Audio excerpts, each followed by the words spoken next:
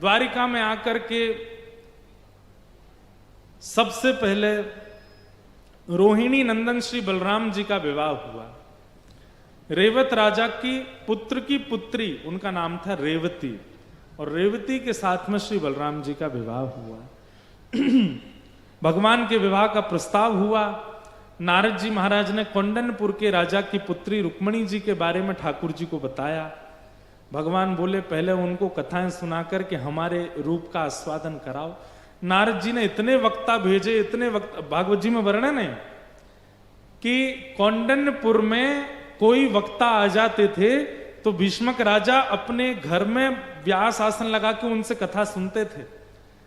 तो नारद जी ने अनेक वक्ताओं को कह दिया कि भाई साल के हर महीना एक वक्ता जाना चाहिए, और ना तो ज्ञान की चर्चा करेंगे कथा में, ना वैराग्य की, केवल कृष्ण की चर्चा करनी है, क्योंकि रुक्मणी जी सबसे आगे बैठ के सुनती हैं कथा। रुक्मणी जी की ऐसी स्थिति हो जाए कि जहां देखें वहां कृष्ण ही दिखाई दें, तभी ब्याह होगा ठाकुर जी का। ये बड़ी अंतरंग बात बताई हमने आपको। नारद जी ने सैकड़ों वक्ताओं को कौंडन्यपुर भेज दिया। अब सब वक्ता जाते हैं और जा जा करके ठाकुर जी की लीला सुनाते हैं। रुक्मणी जी सामने बैठ करके पहली कथा सुनी, अच्छा है, कृष्ण के रूप का वर्णन कर रहे थे। दूसरे वक्ता है, उन्होंने भी रूप का वर्णन किया। तीसरे वक्ता है, उन्होंने भी रूप का। चौथे वक्ता से तो रुक्मणी जी ने बोल दिया कुछ और भी सुना दीजिए। कृष्ण कैसे चलते हैं, कैसे बैठते हैं, कैसे उठते हैं, कैसे कपड़े पहनते हैं, क्या आप सब वक्ता एक ही बात क्यों सुनाते हैं? पांचवी कथा में तो ये स्थिति हो गई कि वक्ता ऊपर मंच से बोलता है, नीचे से रुक्मणी जी बोलती हैं। ऐसे मोरपिच धारण करते हैं, मकराकृत कुंडल पहनते हैं, वरहा पीड़म नटवर वपुः कर्णयो कर्णकारम विभ्रदवासः कनक कपिसम वैजयंतीम चमालाम रंध्रान वेणो अधर सुदया पूरयन गोपी वृंदई वृंदारण्यम स्वपधर्मणम प्राविशद गीत कीर्ति। रुक्मणी जी सुन सुन करके ऐसी हो गई कि उनको अब श्री कृष्ण ही लगते हैं। अब वो कहीं मोर को देखती है ना, तो मोर देख करके पक्षी नहीं दिखता उनको लगता ओहो श्री कृष्ण यही तो पहनते हैं मुकुट में। वो कहीं नीले समुद्र को देखते हैं, ओहो श्री कृष्ण का वर्ण ऐसा ही तो बताया गया है। जब घने आकाश को देखते हैं, श्री कृष्ण ऐसे ही तो हैं। जब किसी छोटे से बालक की नटखट लीला, अच्छा यशोदा मैया को श्री कृष्ण ऐसे ही तो, मतलब श्री रुक्मणी जी के चित्त में ऐसी स्थिति हो गई कि कृष्ण के अलावा कुछ और आता ही नहीं है। रुक्मणी जी की ऐसी स्थिति हो गई कि रुक्मणी जी बोली अब कृष्ण के अलावा मैं किसी का वर्णन नहीं कर सकती। लेकिन इनके भैया ने जबरदस्ती इनकी सगाई कर दी शिशुपाल के साथ। शिशुपाल भगवान का शत्रु। रुक्मणी जी ने भगवान को पत्र लिखा, और पत्र में क्या लिख करके कहती हैं, श्रुत्वा गुणान भुवन सुंदर शृण्वतां ते निर्विश्य कर्ण विवरै हरतोंग तापम। हे मेरे नाथ, मैंने आपको कभी देखा नहीं, केवल आपको सुना है। रूपम दृशाम दृशिमताम अखिलार्थ लाभम त्वय्यच्युता विशति चित्रम पत्रपम में। मैंने आपको कभी देखा नहीं है, केवल आपको सुना है, और सुनकर के ही मैं आपके रूप को पहचान गई हूं, आपके स्वभाव को पहचान गई हूं, और मैं आपको अपने पति रूप में वर्ण कर चुकी हूं। पत्र लिखते लिखते रुक्मणी जी ने पत्र में यह भी अंकित कर दिया कि मैं लक्ष्मी हूं और आप नारायण हो। लक्ष्मी सिवाय नारायण की किसी और की दासी नहीं हो सकती, कृपा करके लक्ष्मी को स्वीकार करो। एक सुदेव नाम के ब्राह्मण के द्वारा रुक्मणी जी ने पत्र द्वारिका भिजवाया। भगवान सुबह सुबह ध्यान में बैठे थे, जैसे ही सुदेव ब्राह्मण आए, भगवान के चरणों में पत्र रखा। ठाकुर जी बोले क्या लाए हैं? बोले कि कौंडनपुर के राजा भीष्मक की पुत्री रुक्मणी जी का पत्र है। ठाकुर जी बोले पढ़ के सुनाओ। सुदेव ब्राह्मण बोले आपका निजी पत्र है, आप ही पढ़ लो।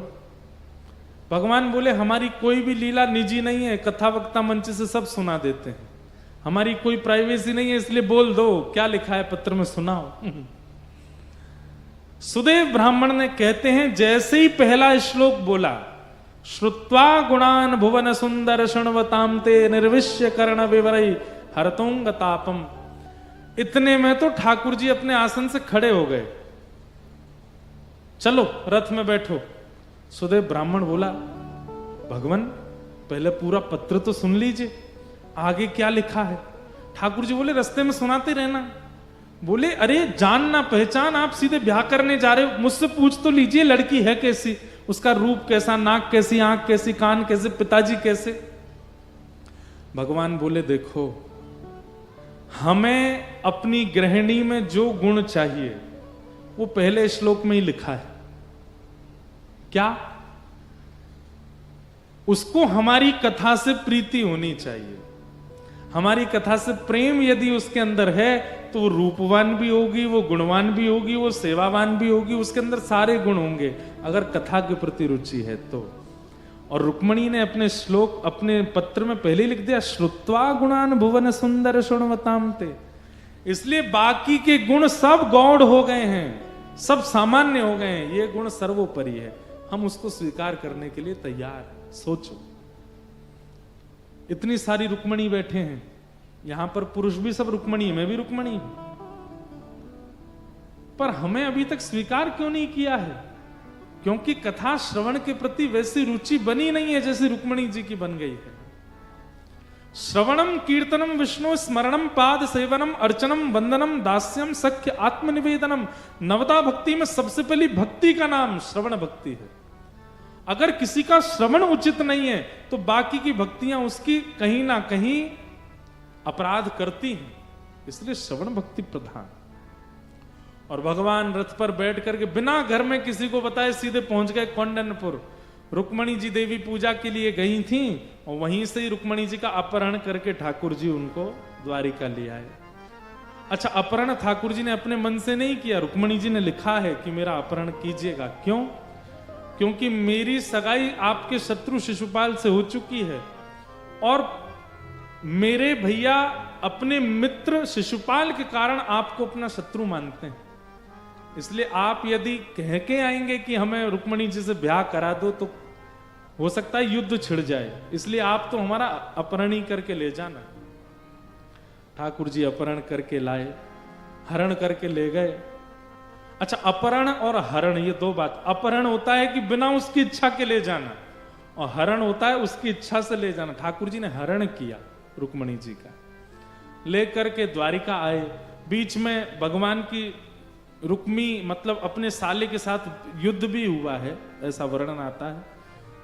ठाकुर जी द्वारिका आए, रुक्मणी जी को लेकर के आए। देवकी मैया बोली, लाला जी कौन है? ठाकुर जी बोले, आप ही पूछो कौन है। देवकी मैया बोली, लाली तुम कौन हो? तुरंत रुक्मणी जी ने चरणों में प्रणाम किया, बोले आपकी बहू हूं।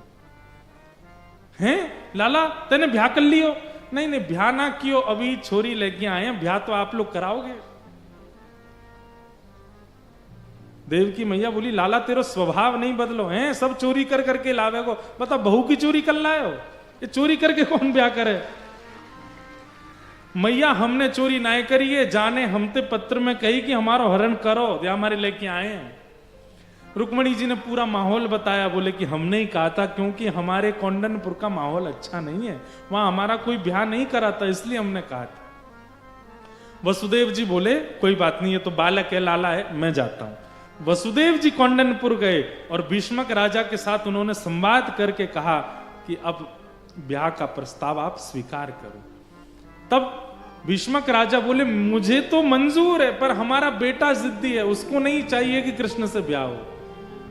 तब भीष्मक राजा बोले कि अगर वसुदेव जी बोले, अगर पिताजी राजी हैं तो बेटा क्या कर सकता है, आप राजी हैं तो व्यवस्था कीजिए, हम बारात लेके आते हैं। रुक्मणी जी वापस कौंडन्यपुर आई और फिर ठाकुर जी की बारात आई। रुक्मणी जी ने पहले ही ठाकुर जी को बता दिया था कि हमारे यहां आपको कोई पसंद नहीं करता। ठाकुर जी बोले, क्यों? बोले, सब हमको यही कहते रहते हैं तुमने कालिया से ब्याह करना है, अरे उसके 3 जगह से कमर टेढ़ी, उससे ब्याह करना है, अरे उसके पिताजी का पता नहीं है, कोई कहता वसुदेव जी का बेटा, कोई कहता नंद बाबा का बेटा, उसकी माता जी का पता नहीं है, राजाओं के डर के मारे समुद्र के बीच में नगरी द्वारिका बना करके रहता। लोग ऐसी ऐसी बात करते हैं आपके बारे में। इसलिए आप ज्यादा उम्मीद लेकर के मत आना कि ससुराल में आपकी बहुत पूछ होगी। ठाकुर जी बोले यदि ससुराल में पूछ नहीं करवाई तो हमारा नाम भी कृष्ण नहीं। जाओ, हम आ रहे हैं बारात लेके। ठाकुर जी ने ब्रह्मा जी को बुलाया। ब्रह्मा जी से बोले तुम पूरी दुनिया बनाते हो, चलो हमारा श्रृंगार करो। ब्रह्मा जी बोले श्रृंगार की वस्तु आपके मुख पर जाती घबराने लगती है, आप इतने सुंदर हैं नाथ, आपको क्या आवश्यकता है? बोले फिर भी कर दो थोड़ा सा श्रृंगार। और श्री ठाकुर जी का श्रृंगार हुआ। सोचिए, जो मधुराधिपति अखिलम मधुरम, मधुराष्टकम कब लिखा गया पता है? ठाकुर जी गैया चरा करके लौट रहे हैं और पसीना मुख पर आए हुए हैं, यहां से कुछ बाल ठाकुर जी के ऐसे चिपके हुए हैं, यहां से कुछ केश ऐसे मुख पर आए हुए हैं। उस समय गायों की धूल उड़ उड़ करके मुख पर लग गई है। उस समय मधुराष्टकम लिखते हैं। अधरम मधुरम वदनम मधुरम चलितम मधुरम हसितम मधुरम मधुराधिपते अखिलम मधुरम। श्री शुकाचार्य जी महाराज वर्णन करते हैं, तम गो रजत छुरित कुंतल वद्द वरह वन्य प्रसून रुचिरे छड़चारुहासम। जो ऐसी अवस्था में इतने सुंदर लगते हैं, वो दुल्हा बन के कितने सुंदर लग रहे होंगे सोचो। गैया की रज मुख पर लगी है तब तो गोपियां बेहोश हो जाती हैं इनको देख करके, ये जब दुल्हा बन के आए होंगे तो इनने क्या किया होगा। आहा, ठाकुर जी सेहरा पहन करके, बढ़िया अचकन पहन करके, और जैसे ही कौंडन्यपुर में प्रवेश किए, मुकुट धर सांवरे रे लाला। अटारियों पर सालियां खड़ी हैं ठाकुर जी की, और सब बेमन से स्वागत कर रहे हैं बारात का। क्यों? किसी को भी ठाकुर जी प्रिय नहीं है। अच्छा, बात ऐसी है, अभी तक ठाकुर जी को किसी ने देखा नहीं है, केवल सुना है कि वो काले हैं, वो टेढ़े हैं, वो ऐसे हैं, वो वैसे हैं। आज पहली बार देखने वाले हैं, तो भीड़ भी बहुत लगी है, और सब मन में सोच रहे हैं बताओ ऐसी फूल सी लाली और काले को ब्याह रही है, टेढ़े को ब्याह रही है। तो ठाकुर जी बड़ी बड़ी खतरनाक सिचुएशन में बारात लेके गए। सब गा रहे हैं, मुकुट धर सांवरे रे लाला दोए बापन के जाए। आपके दो दो पिताजी गाली देते हैं जब बारात आती है। तो अटारियों पर सब सारियां गाली दे रही थी ठाकुर जी को। ठाकुर जी अभी तक तो नीचे मुंह करके बैठे थे। जैसे ही बिल्कुल मध्य बारात पहुंची, चारों तरफ कौंडन्यपुर की सभा है, तब ठाकुर जी ने नेक अपना मुख उठाया, और जैसे ही अपनी कटाक्ष तिरछी चितवन से जहां जहां देखते गए, वहीं वहीं सब घायल होते चले गए। और महाराज ऊपर अटारियों पर चढ़ी हुई सखियां कह रही हैं, मुकुट धर सांवरे रे लाला दोए बापन के जाए। गाली दे रही थी ठाकुर जी को। एक द्वारिका में बसे रे लाला दूजे गोकुल राय। दो दो पिताजी हैं इनके। ऐसे फिर आगे कहती इनकी दो मैया हैं, इनकी दो बहन हैं, दो भुआ हैं, गाली दे रही हैं।